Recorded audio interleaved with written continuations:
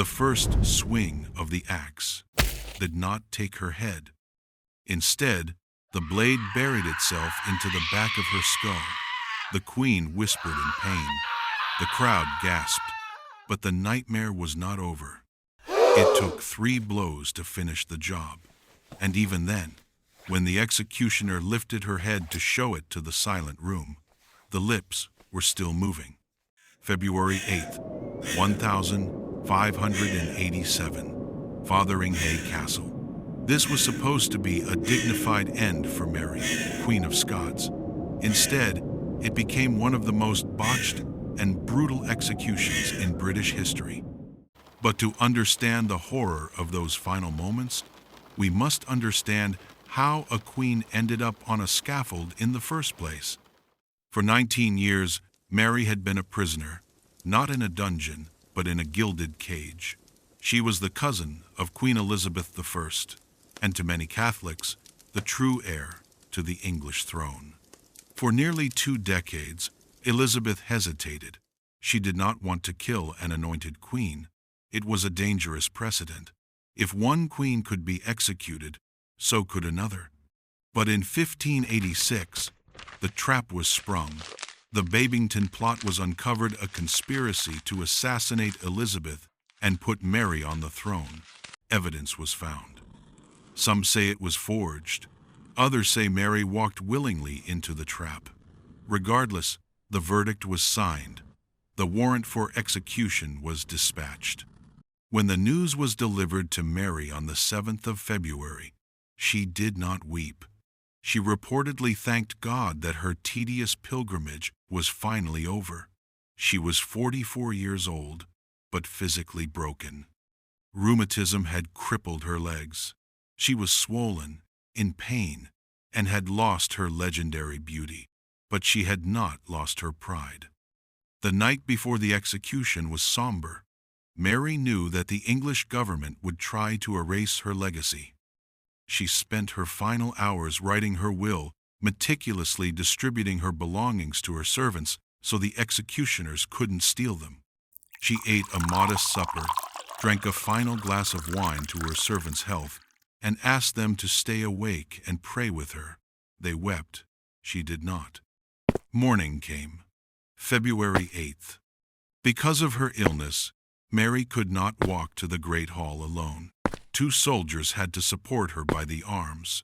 She walked slowly, carrying a crucifix in one hand and a prayer book in the other. The Great Hall of Fotheringhay was packed. 300 spectators were there, earls, knights, and officials. In the center stood the scaffold, draped in black cloth, 2 feet high. As she stepped onto the platform, a final psychological battle began. The Dean of Peterborough, a Protestant cleric, began to preach at her, urging her to repent and change her faith in her final moments. It was a cruel attempt to break her spirit. Mary interrupted him, saying firmly, "Mr. Dean, I am settled in the ancient Catholic religion, and mind, to spend my blood in defense of it." He continued to shout. She turned her back on him and began to pray in Latin, louder than he could preach.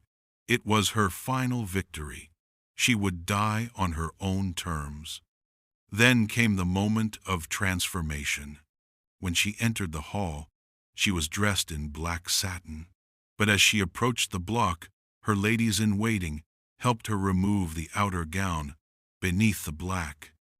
She was wearing a bodice of crimson velvet, red, the liturgical color of martyrdom in the Catholic Church. It was a carefully calculated visual statement.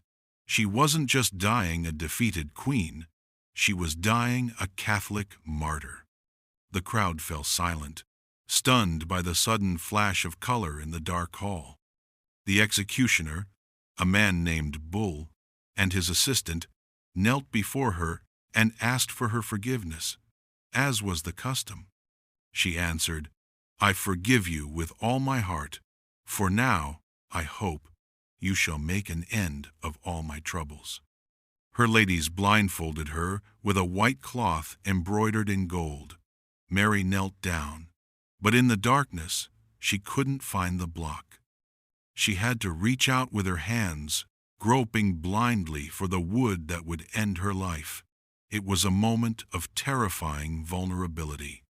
Finally, she laid her neck down, spread her arms, and whispered in Latin, "Into your hands, O Lord, I commend my spirit." The hall went deadly quiet. The executioner raised the axe, but he was nervous. Perhaps he was drunk, or perhaps the pressure of killing a queen was too much. The first blow missed the neck. It slammed deep into the back of her head. The queen didn't die. Witnesses heard a low, guttural groan. Sweet Jesus. The executioner, now in a panic, struck again, but the axe was dull, or his aim was poor. The sinew of the neck still held. The queen was likely still conscious, in agony. It was a butchery. Panic took over the hall. With a third, desperate, sawing hack, the axe finally severed the head. The executioner grabbed the hair to lift the prize and shouted, "God save the queen!"